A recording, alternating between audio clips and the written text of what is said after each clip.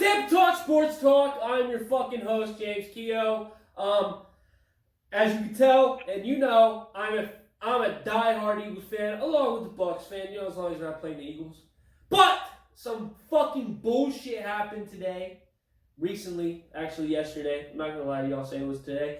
But I had to call the number one Eagles fan that I know, Mr. Justin Trent. Are you fucking there, bud? Yeah, bud. I'm here. Yeah. So, Doug Pederson, to break the fucking news to you, because I know you are not connected like me. Doug Pederson got fired. Did you know that, Justin? This is news to me, man. Oh, fuck you. No, it's not. Fucking Dougie Peterson gets fired. Jeffrey Lurie whips out his cock when they were arguing, and Dougie didn't like it, so he left. Yeah. So, how do you feel about it, from an outsider's perspective, the Eagles just let go of their Super Bowl winning head coach. Those don't come by very often, and it's not a good look. But I thought the same thing. It's a terrible look for the organization. But when I looked deeper into it, I understood the decision more when it comes to revamping the culture, resetting things. There's a lot of stuff that's going on right now, like the quarterback situation, and how the team's going to move forward with the new culture and everything, and how that's going to get handled with Carson Wentz. And I think it's best for all parties that we're moving on. Now let me run this by you real quick. Regular season record, he's 42, 37, and 1. That not too impressive. 5 years, that's not really a lot of games, but still it's not impressive. You got postseason record of 4 and 2, all right? Yep. And a Super Bowl, so that's included. And his career, that makes his career 46, 39, and 1. Now, does that make you regret a lot? Make you regret feeling this way about the decision? Because I saw the reason why I'm asking you this question. I mean, to me it doesn't. To me it makes it seem like that doesn't change anything. But a lot of Eagles fans on Twitter I saw last night and this morning were posting his record and saying if it continued he would have had like 100 wins by like year 8 or some bullshit like that, and they were like, this is stupid. So how do you feel about that after me telling you his career records and stats? Well, if you look at it, I mean, really, it's his career has been on a decline.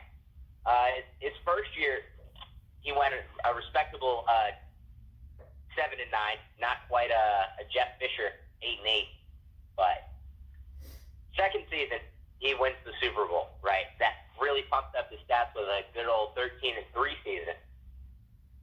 And what does that bring his record to? Like 20 and 12? Yeah. And then he goes 3-1 in the postseason, or 3-0 in the postseason. And then since then he's 1-2. So ever since he won the Super Bowl, the Eagles have been on a decline and haven't really won games in a dominant fashion the way that they did when they won the Super Bowl that 2017 season. They pretty much just got in because they either made the wild card spot or they won the NFC least. And to me, that's just not enough in this league to justify success. Now, what do you think was the difference? What do you think was the difference between the 2017 Eagles and the 2016 Eagles, 2018 Eagles, and 2019 Eagles, and 2020? What do you think was the difference? What made simply. Say again? Right. I mean, the play calling in 2017 when Frank Reich was our offensive coordinator before he moved to the head coaching job over in Indy, we were explosive. And we had these play calls that were creative. And I think that when Doug started calling up these plays, or not calling them up, but drawing them up, they weren't as good. Now, he's still a really aggressive play caller, and I did like that about him. I still like that about him. But, when the plays aren't good to begin with, it doesn't matter how aggressive you are, it's just not going to work out. Now, the report came out. Adam Schefter, Rap Sheet, whatever. They're all the fucking same to me. All these fucking newsbreakers. But they said that the big argument and the discussion, that the reason why Doug decided to pick up his bags and leave, or Jeffrey Lurie decided to fire him, because we don't know, who said first. Because I don't know if Doug. I mean, it will come out, if Doug said, I don't think this is a good idea, then Jeffrey Lurie fired him, but it was mainly Doug's idea. You get what I'm saying? But, the report came out saying that, he was tired of being told what to do, and the vision between Jeffrey Lurie and Doug Pederson was different. As a raw Eagles fan, how does that make you feel, maybe about the front office and with how he's still staying there? A lot of fans were saying about that. Like, what is that? The turmoil in the front office, what is that, how does that make you feel as an Eagles fan? Initially, it made me livid, furious. But when I really got down to it, when your head coach and the front office just aren't on the same page, and it doesn't look like they were going to get back on the same page, I think that's why it's best for both parties just to separate. So they're separate ways. Even though, Doug Pederson is a Super Bowl winning head coach, if he's not on the same page with his front office and his owner, then it's just not going to work out. You can point to the Washington football team franchise in the last couple of years. You had a pretty decent head coach in Jay Gruden, and he just didn't get along with the ownership and the whole Kirk Cousins and RG3 situation, right? One party was vying for RG3, the other party was vying for Kirk Cousins. They wound up getting rid of RG3, and it was just a mess, the whole thing. All right. Now, I know you can't see it, but I'm showing the screen. These are tweets from players of, the Eagles. There are only a couple because not a lot of players tweeted about it. The ones I did, though, I pulled up here. Zach Ertz said, "Love you, coach." I did see that. Yeah, with him and coach and him dapping him up on the sideline. That was adorable. Yeah, it was. It's absolutely adorable. Then you had Ronnie, I was going to say McLeod. I think that's his name, Ronnie. I always fuck up his last name because it's confusing as hell. He's McLeod, Leod, McLeod. I don't know. He said, wishing my man Dougie P nothing but the best in his next phase of life. Great coach who never blinked during our toughest moments over the past 5 seasons. Most importantly, made history in Philly. First head coach to win it. Super Bowl 52 chance. Best of luck. Now, the next one's from Malcolm Jenkins. I'm going to get into that a little bit after this. But, does that, 2 players, I know 2 players doesn't speak for the whole team, but even, Jason Kelsey and Fletcher Cox came out saying earlier in the week how, when reports came out that, players were almost fought Doug Pederson about benching Jalen Hurts, that wasn't true, and they were just asking, is he in the game or not, because they were informed that Nathan Sutfield, or whatever the suck ass, because he fucking stunk, was coming into the game, so they were just reassuring, but someone obviously in the media had to fucking twist it. But, does this kind of make it seem like, because I feel like the whole year, along with the Carson Wentz thing and all that shit, I feel like Doug was portrayed, and the players' relationship was, toxic. Do you think it was toxic? No, I don't think it was. I think it was pretty amicable. I think everyone in the locker room had a pretty good relationship with Doug. Other than Carson Wentz, when he was struggling, he really didn't have the help that he needed. When it comes to the last game of the season that everybody keeps on bringing up, how he benched Jalen Hurts and, put in Nate Gutfeld, I don't think that had as much to do with his firing as a lot of people think. Thank you. I think people are making a really big deal out of it. Fucking stooge Sal Paantonio wanted a fucking fool-ass investigation about tanking. Bud, go check out the fucking Jacksonville Jaguars and New York Jets. Shut the fuck up. Alright, sorry, continue. Nah, it's cool. It's, I just think this guy's been a head coach for 5 years. He's made the playoffs over 50% of the time, 60% of the time he's made the Super Bowl. He's got, a 4-2 record in the postseason. There's a lot of different things that go into a head coaching job. And then to just put it on one game that you sell for a better draft pick, maybe, or a game where you put your backup in to see what he can do, or your third string guy to see what he can do. Yeah. When there's really nothing on the line for your team besides the integrity of the game, whatever that means, I just don't see that as being a big factor in why the team parted ways. And I think the headline, Doug Pederson fired by the Philadelphia Eagles, that's a lot.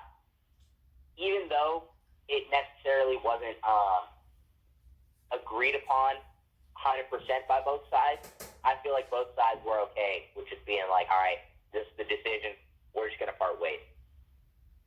All right, now let me read you this Malcolm Jenkins tweet. He was a captain of the Philadelphia Eagles when we won the Super Bowl. He was a safety. Now he's on the Saints, who are in the playoffs.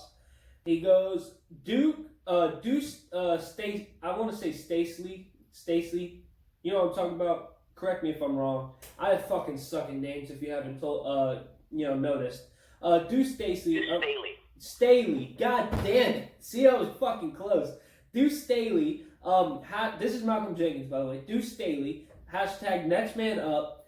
Every time he stood in front of the team, he had the attention and respect of everyone in the room. The embodiment of what it means to be an Eagle at Eagles. He had the Eagles. In a coach, I'm good where I'm at, but in another lifetime, I would love to play for him.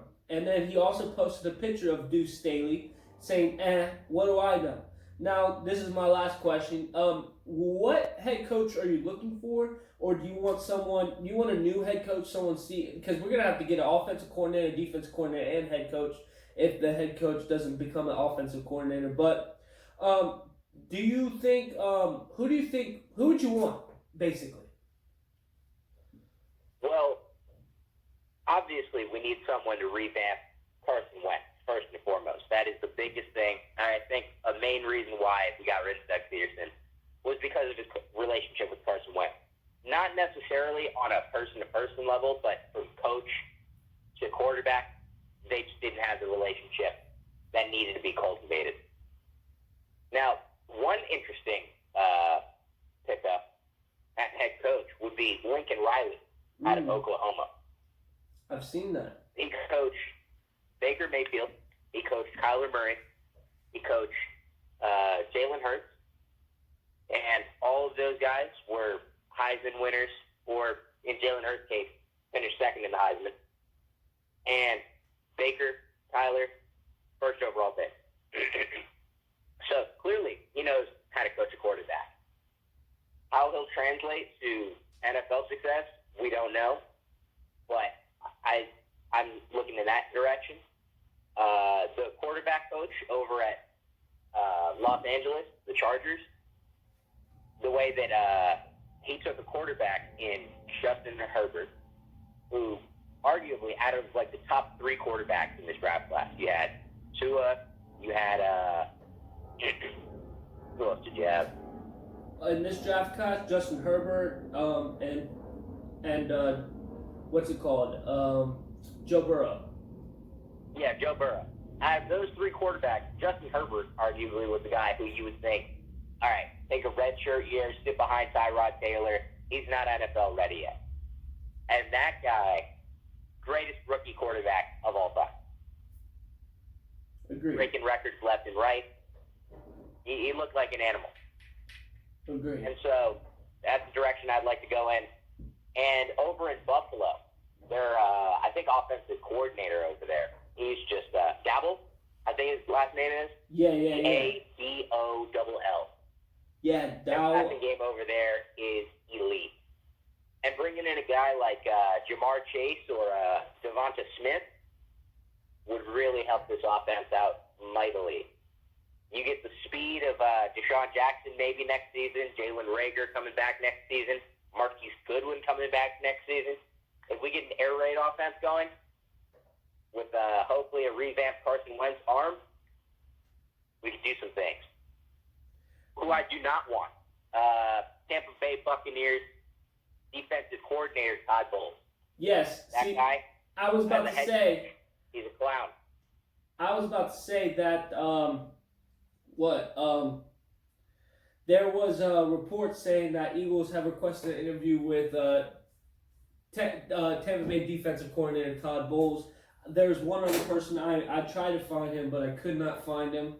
But I'm sure I will pop it up on the screen right here. But yeah, so I don't want Todd Bowles either. A lot of fucking people were saying Todd Bowles. I know there's 3 or 4 people saying, who the Eagles want. But honestly, I'm okay with like you said, Luke Riley or offensive coordinator for the Bills. Now a lot of people were saying the guy who stepped in for the Browns this weekend. I forgot his name. But we are absolutely shitty at names, by the way, Justin. But they were saying maybe him get an interview for the Eagles, and I was like, no, he had one fucking shitty game. I want someone who's well established in the NFL and who already has a name for himself, because we don't need any of that new coach bullshit. Yeah, as far as Deuce Staley goes, he was actually the head coach before Doug Pederson was. Oh yeah, Duke. Yeah. I know he was the assistant one, right? He was the interim head coach. Once Chip Kelly got fired, he was the head coach week 17 against the Giants. Yeah. It said he what's it called? It said he's the running back coach and assistant head coach. So I can see why players respecting him. You know. But at head coach, I don't really want a guy like Deuce Staley. Just because he sounds like a glorified cheerleader to me. Yeah, especially, if Malcolm Jenkins is coming out saying shit about him and he's on a different team. Yeah.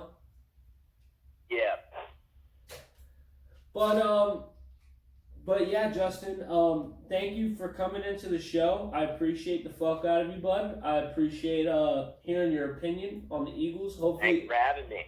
No problem, bro. Anytime. I hope the Eagles get their shit together, because I do not want 3 shitty years of the Philadelphia Eagles. Or 4. 3 years. Oh, I can't wait for the next 50. I know. Hey, fuck off, all right? I would at least show my son before he turns 25 what a fucking Eagles win is. All right? What Eagles Super Bowl win is. All right, Justin, thank you for coming into the show. I appreciate it. Hey, you. Yeah, you. Right there watching the video all the way to the end. Fucking shout out to you. Fucking appreciate everything you do. Remember to like and subscribe if you enjoyed. If you didn't, pretend I don't fucking exist. Just move on to the next video, to the next stage, talking NFL. Shout out to all of you. Appreciate you guys. This has been Tampa Talk Sports Talk. Thanks for watching.